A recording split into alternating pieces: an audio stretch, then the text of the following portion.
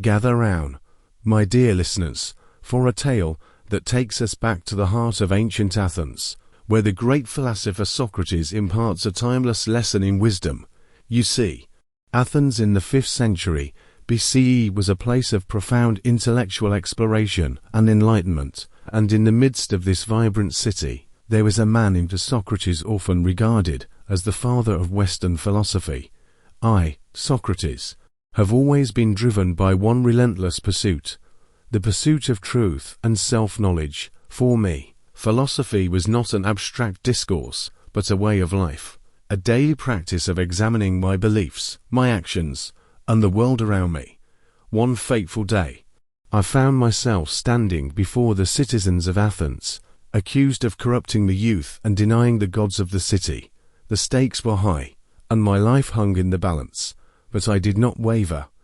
I addressed the assembly, acknowledging that my relentless questioning and examination of life had made me many enemies, yet I offered no apology, for I believed that a life devoid of critical self-reflection was not a life worth living.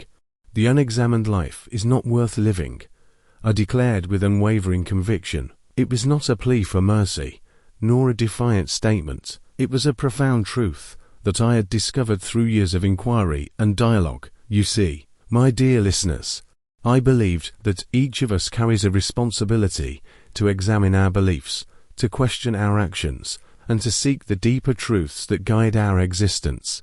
To live without introspection, I argued, was to live in ignorance, to be a prisoner of one's own unexamined biases and prejudices.